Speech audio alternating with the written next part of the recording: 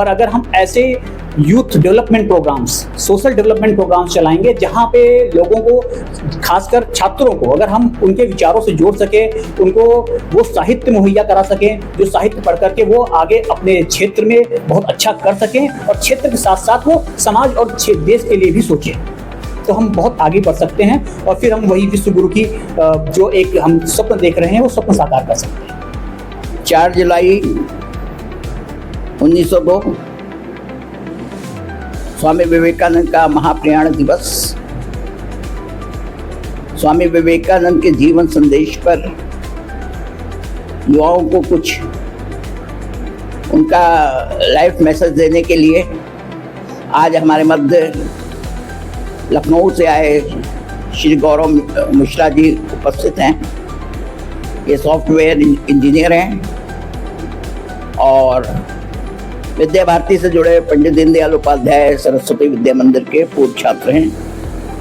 मैं इनसे चाहूँगा स्वामी विवेकानंद के जीवन संदेश पर और वर्तमान युवाओं से क्या संबंध है इस पर अपने विचार रखें।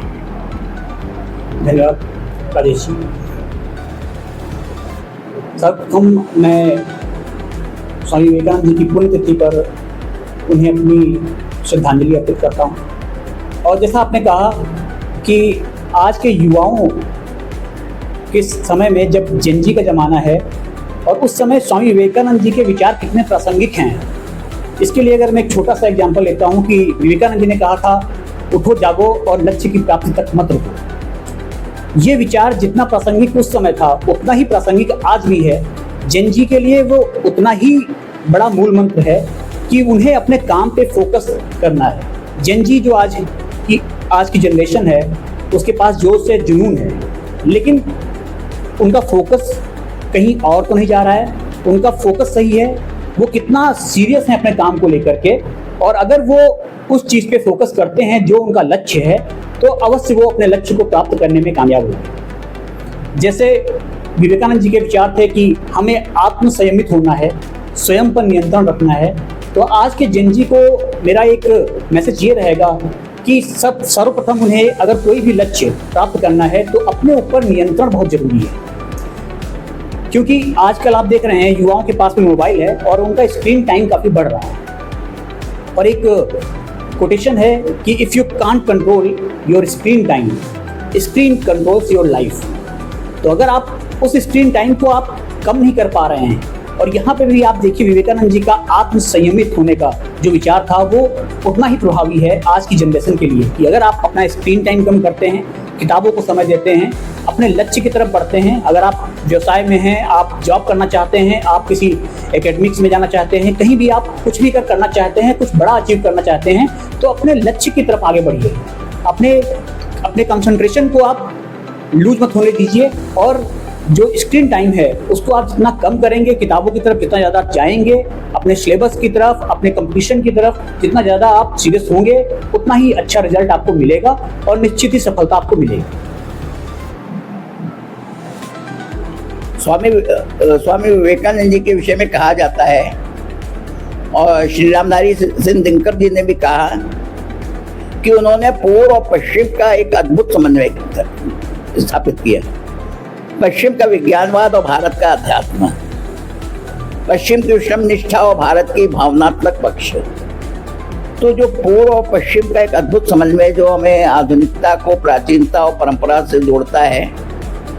इस विषय पर आज जो युवा भटकाव हो रहा है वो बहुत अहम समस्या है। तो ये विश्वव्यापी है। तो जो युवा भटकाव और संदर्भ में स्वामी विवेकानंद के विचारों की क्या प्रासंगिकता है? बहुत ही अच्छा क्वेश्चन आपने पूछा है कि कैसे हम पूर्व और पश्चिम का समन्वय लेकर के आगे बढ़ सकते हैं। और आज अगर आप देखेंगे, जैसे मैं सॉफ्टवेयर इंजीनियर हूं और आप देखेंगे कि बहुत सारे सॉफ्टवेयर इंजीनियर्स विदेशों में काम कर रहे हैं और वहां पर जाकर के वो अपने भारतीय मूल्यों को अपनाए हुए हैं और वहां पर जाकर भी वो अपने देश का नाम ही रोशन करते हैं। तो वहाँ पे अगर हम देखें कि विवेकानंद जी के विचार उतना ही प्रासंगिक आज भी हैं, क्योंकि अमेरिका में जाकर के जब उन्होंने विश्व धर्म सम्मेलन में जाकर के उन्होंने जब सबसे पहला सेंटेंस बोला कि माय ब्रदर्स एंड सिस्टर्स, तो यूएस के लोगों को भी लगा कि हम विश्व बंधुत्व की भावना से प्रेरित हैं और एक शख्स जो इंडिया से आया है जो कह रहा है कि हाँ, ये विश्व मेरा परिवार है। आज इंडियंस सारे देशों में, लगभग 180 से ऊपर देशों में सारे इंडियंस जॉब के लिए, पढ़ने के लिए जाते हैं और वहाँ पे जाकर के भी वो बहुत अच्छा कार्य कर रहे हैं। इवन अगर आप विज्ञान के क्षेत्र में देखें तो नासा में देखें आप, और अगर आप सॉफ्टवेयर फील्ड्स में देखेंगे तो सॉफ्टवेयर फील्ड में लाखों इंजीनियर्स आज पूरे यूरोप में, यूके में और अमेरिका में सभी जगह पे हैं। तो सबसे बड़ा प्रश्न ये है कि हमारा जो भटकाव है, हम जो आज का युवा है, वो युवा जो भटकाव की तरफ जा रहा है, जिसका एक सबसे बड़ा जो रिस्पॉन्सिबल है वो OTT प्लेटफॉर्म्स हैं जो आज सर्वसुलभ है। लेकिन उन पर अगर सरकार कुछ कड़े कदम उठाती है और उनको रेस्ट्रिक्ट करती है तो वो ये युवा भटकाव की तरफ जाता है, वो कम हो सकता है। और अगर हम विवेकानंद जी के विचार पढ़ते हैं, अगर हम दीनदयाल उपाध्याय जी के विचार पढ़ते हैं और अगर हम CV रमन के विचार पढ़ते हैं तो हम उनसे प्रेरणा लेकर के आगे बढ़ सकते हैं। हम अपना जो उद्देश्य है, अपने उद्देश्य के प्रति आगे बढ़ सकते हैं। जैसे विवेकानंद जी ने कहा था कि आप कोई भी कार्य कीजिए, लेकिन ऐसा कार्य कीजिए जिससे समाज में बदलाव आए। आप सेल्फ डेवलपमेंट के लिए काम करते हैं, लेकिन उस सेल्फ डेवलपमेंट से सोशल डेवलपमेंट कितना हो रहा है ये भी जरूरी है। तो आप किसी भी कार्य को करें, लेकिन उसके साथ साथ आप समाज को साथ लेकर चलें, समाज में बदलाव आए, ऐसा कार्य कीजिए। जो आज युवा नशाखोरी की तरफ जा रहा है, जो आज भटकाव की तरफ जा रहा है, जो क्राइम की तरफ जा रहा है, उसको अगर हम विवेकानंद जी के विचारों से जोड़ सकें तो उनके लिए और देश के लिए और समाज के लिए और पूरे विश्व के लिए एक बहुत ही अच्छा कार्य है। जो टैलेंट को इंस्पायरेशन से जोड़ा, प्रतिभा और प्रेरणा का एक अद्भुत समन्वय, योग्यता और समर्पण का एक अद्भुत समन्वय, सफल जीवन के साथ साथ एक सार्थक जीवन, इसका एक अद्भुत समन्वय है। तो आज सफलता और सार्थकता के बीच, प्रतिभा और प्रेरणा के बीच, योग्यता और समर्पण के बीच के समन्वय का संदेश युवाओं तक कैसे पहुंच सकता है और युवाओं को कितना प्रभावित कर सकता है। ये बहुत ही अच्छे विचार आपने बताए जो विवेकानंद से जुड़े हुए थे कि आप प्रतिभा और समर्पण और कैसे प्रेरणा, उसके साथ में कैसे हम युवाओं को जोड़ सकते हैं और युवा कैसे आगे बढ़ सकते हैं। जैसे अगर आप किसी भी फील्ड में हैं और आप एक जॉब करते हैं,